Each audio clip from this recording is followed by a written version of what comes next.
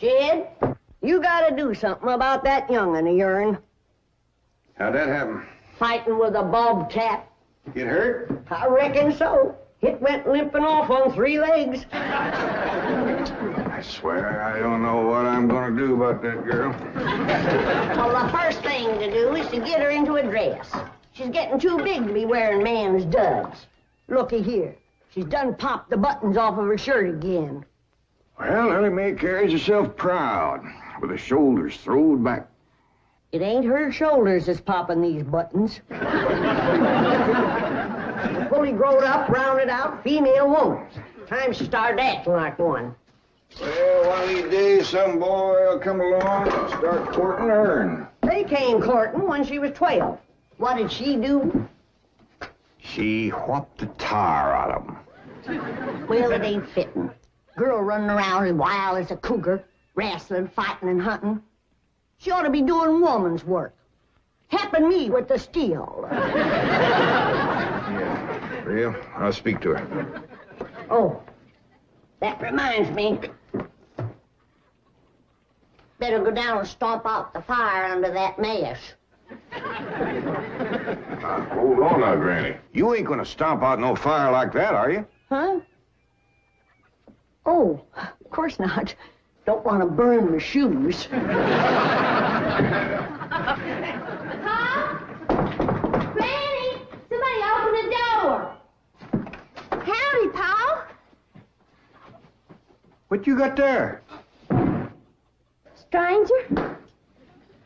Where'd you get him? I found him with a rock. Sure.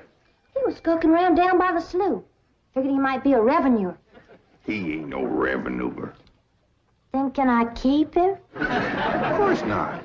Well, I caught him. Don't matter. Well, he won't be no trouble. I could keep him out in the smokehouse. Ellie Mae, you can't keep people like they were dogs and cats. Ooh, ooh, ooh, ow, ooh, that hurts.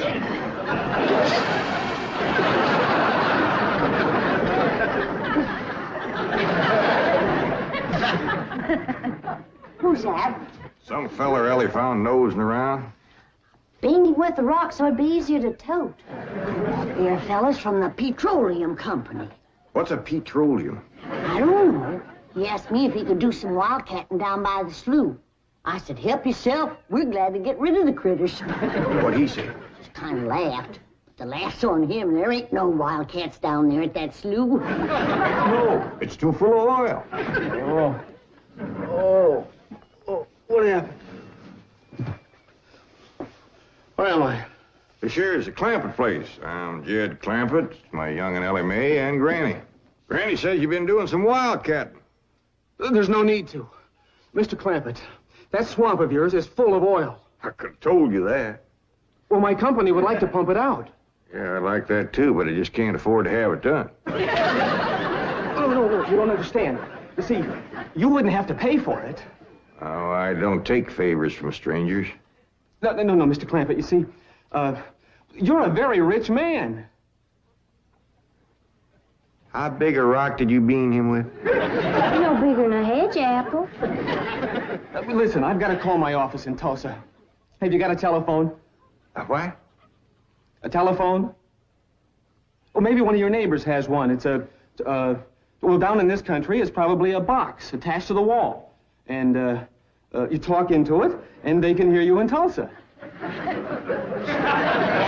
Maybe you better sit down for a spell. Oh, I haven't time. Listen, where's the nearest airfield? Airfield? You know, Granny, that's one of them there fields sets up in the air. Oh, never mind. I'll find it myself. Listen, now don't you sell that swamp till you hear from me. I'm flying to Tulsa. Now he thinks he's got wings.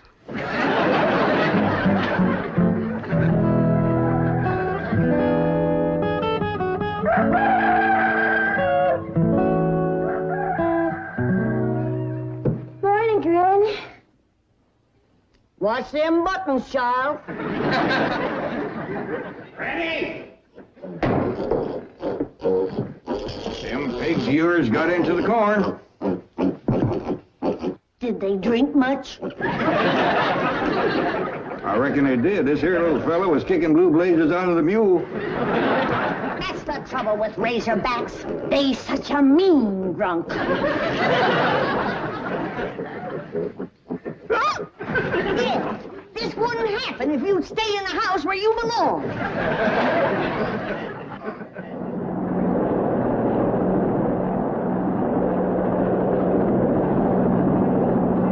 There it is, Mr. Brewster. On the tests and surveys, I'd say that's going to be one of the richest pools since East Texas. News like this is bound to get out. Let's go down and get Clampett's name on a deal. Where's the gun? Where's the gun? Oh, there. What's the matter? You want to see what just flew over Blueberry Ridge? What? The dad-blamedest biggest bird you ever laid eyes on. Probably just an overgrown chicken hawk. Chicken hawk, nothing. That thing could make off with a hog. Hurry up, put that gun together. No room to land near the cabin, Mr. Brewster. It's too rocky and hilly. Then let's get the sling ready to be lowered. Well, Mr. Brewster, that might be dangerous. Hang the danger. We're going to be the first oil company down there if it kills you. Me? Don't worry. If it's safe, I'll follow you.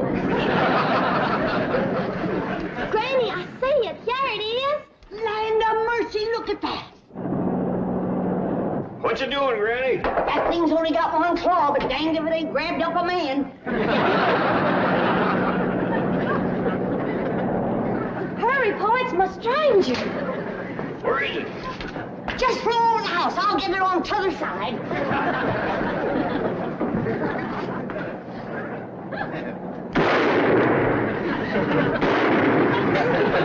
You kill it, Granny?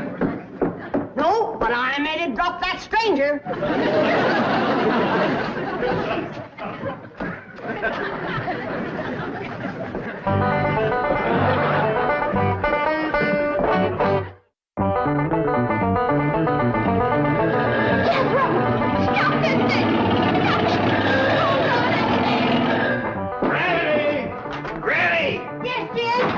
Granny, grab a hold of something and hang on. Cousin Pearl and that overgrown son of hers is headed right for the cabin in that old truck. Heaven protect us.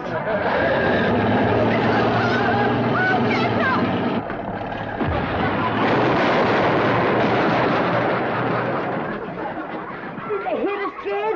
No, but I think they sure want the chicken house. Oh, Jed, I'm sure sorry about the chicken house, but nobody got hurt. Jeffro, I told you to get rid of them worn-out brakes. I did, Ma. That's how come we ain't got none. Get on out and lift the chicken house back on its foundation. Jed?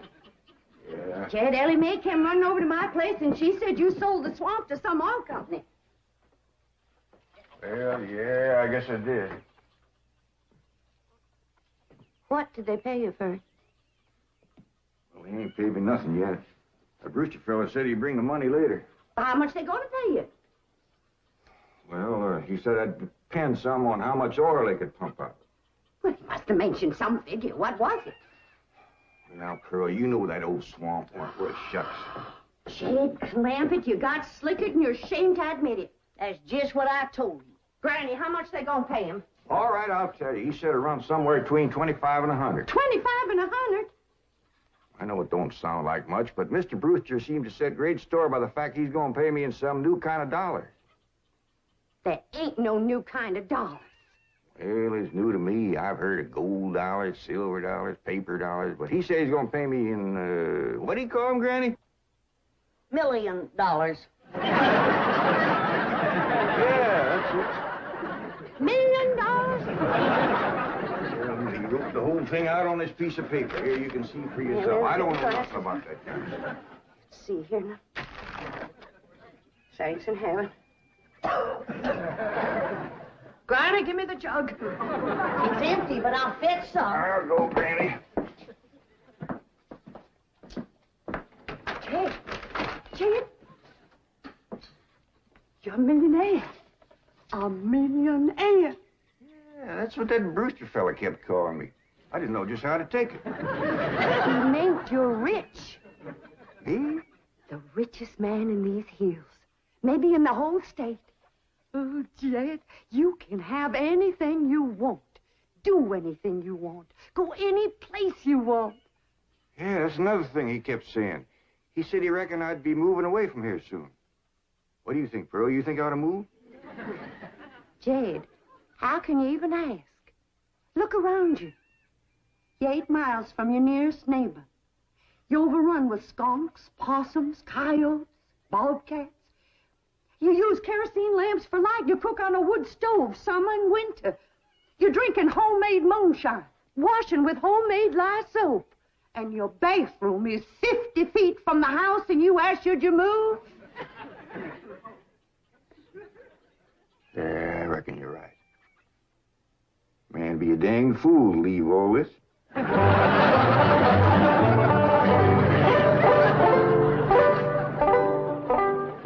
Oh, there you are, Jed. You misunderstood me. I meant you should move away. And you know where I'd go if I was you? Where? California. California? Yes, sir. Beverly Hills, California. Jed, remember the time that your pa took us to Eureka Springs to see the movie picture? Yeah. Well, the actors that make them movie pictures live in Beverly Hills. Go on. Yes, sir. Well, doggies. Wouldn't that be something? Living in the same neck of the woods with old Tom Mix. It sure would. And we could come visit you.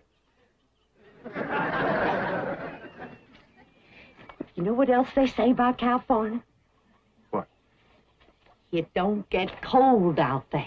What don't get cold out there? Nothing don't get cold out there. They don't have no snow or no ice. Can't they bring some in? They don't want it. That's why'd be so good for Granny. Remember last winter when she slipped on the ice and broke her hip? Yeah, poor old woman. She was limping for 2 days.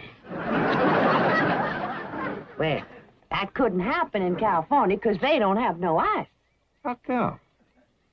I don't know how come. But Granny'd sure like it, and we could visit you.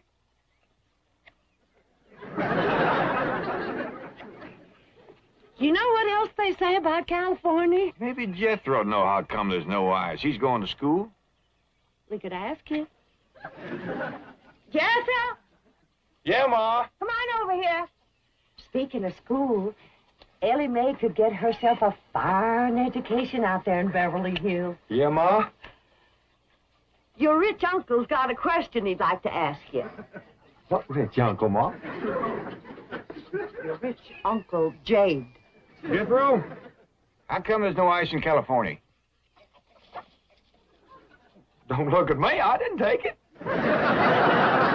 You big jump. Well, I didn't, Ma. Oh, get out of here. Well, you always... I didn't mean I was saying, Jed, folks claim California's got it all beat. Why, things grow twice as big out there. Jethro'd be a whopper, wouldn't he? He could help you move. He's awful handy at lifting and toting, and he could drive you out in my truck. I tell you what, Pearl. I'm going to have to study on this. When that Brewster fella comes back, I'll ask him what he thinks. Well, your cousin is right about that, Mr. Clampett. Beverly Hills is a choice residential area, and lots of millionaires do settle there. Folks like me, huh? Well, millionaires. And movie stars, too. Oh, yes, yes. Is Tom Mix there? No, I'm afraid Mr. Mix is dead. Oh, yeah. What's the matter with me? Remember, Pearl, he got shot at the end of that picture. Well, there are plenty other movie stars, and that's where Jed wants to live. Ain't it, Jed? I do like the notion of living in the hills. Never could stand flat country. Mr. Clampett, I think it only fair. That is, well, I think you may have a wrong idea about Beverly Hills. Is that where you live? No, my home is in Tulsa. Well, say, maybe you could get us a place there in your neighborhood. Mr. Clampett, let's not beat around the bush. You will love Beverly Hills. Then that's it. Can you steer Jed onto a good place? No, I can get the bank out there to handle it for him. He'd like a nice big place with plenty of room for his kinfolk to visit him. I would like a nice, roomy place if I could afford it. Oh, Mr. Clampett, with your money, you can afford the Taj Mahal. Okay, I'll take it. Well, no, you see, I was just making a little joke. Oh, well, go right ahead. Well, you see, the Taj Mahal is in India.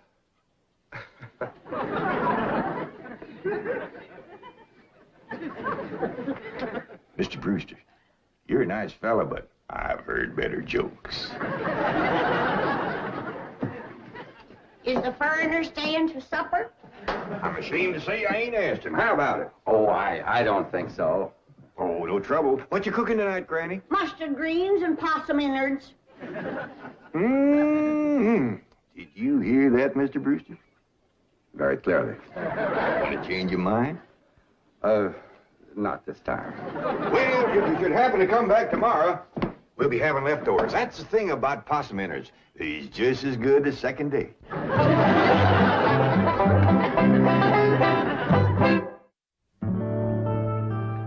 Ellie, if old Duke sits there with you, there ain't gonna be room for Granny. Oh, that's all right, Paul. Granny ain't going. Who says she ain't? She says she ain't. That's right, Uncle Jed. She's just sitting on the back porch in her rocker, and she says that's as close to California as you're gonna get her. We'll see about that. Dang if I ain't got me the muliest women folk. We ain't never gonna get there.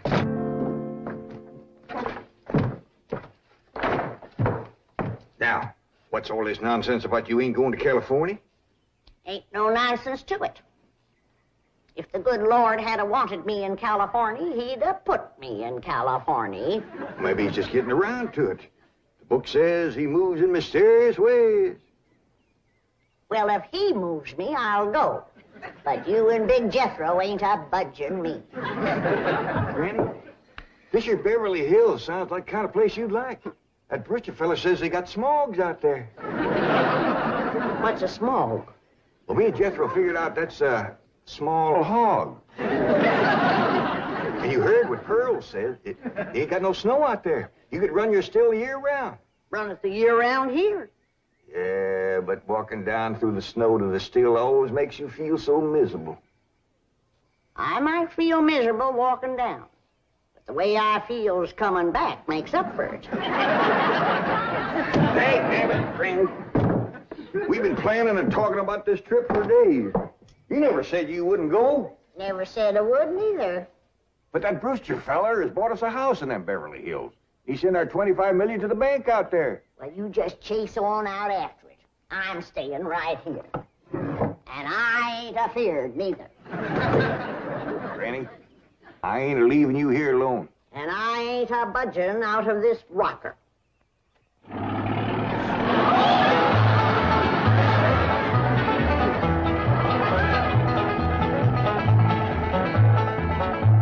Jethro, what does that sign say? It says Beverly Hills. You hear that, Granny? We're there. They call them hills? Why, we got moles that can push up higher ridges than that. Well, leastways, these hills will be among our kind of folks.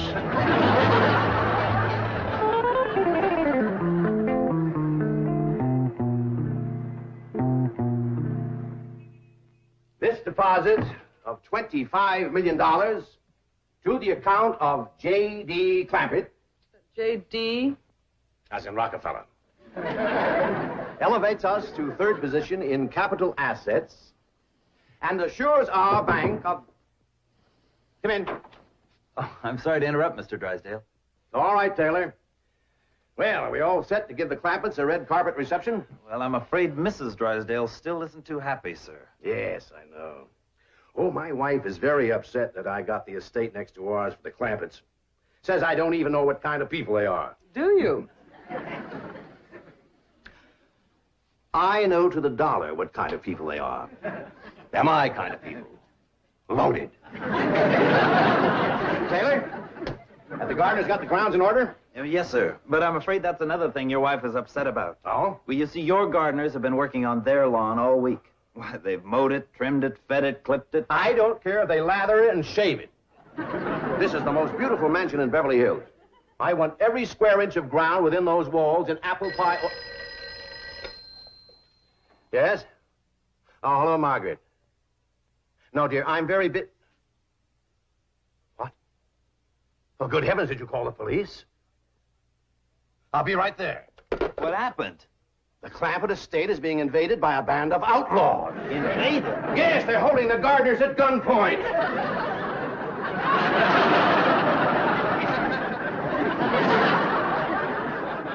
Sure is lucky we come along when we did. That's the truth. The way they were slipping through that gate, another 5 minutes and that whole darn prison would have been empty.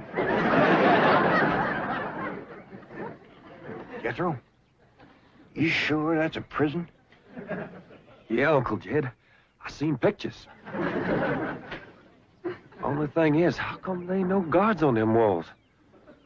Probably done them in with them knives and things. These killers if I ever did see any. Fine neighborhood we's moving into. You hear that? Hot diggity, there's bobcats in these hills. Them sirens! Somebody's calling the law. I reckon they's gonna be mighty grateful for what we done. Folks out here has got a strange way of showing they're grateful. You've locked up one of the richest men in the country. Mr. Clampett, I don't know how to apologize. I'm deeply humiliated. What have you cutthroats done with J.D. Clampett? I'm Jed Clampett, and I'd appreciate it if you let go of my Sunday shirt. You're J.D. Clampett, the oil millionaire? Yep, this here's my nephew, Jethro. Howdy. Quickly, man, unlock this cell. Mr. Clampett, on behalf of the entire city of Beverly Hills, I extend our deep and humble apologies for this unfortunate and embarrassing incident. Oh, I'm Milburn Drysdale, president of the Commerce Bank of Beverly Hills. My car is waiting to take you and your family to your new home. We want you to know how happy we are to have you, your handsome nephew, your lovely daughter, and your beautiful mother. Wait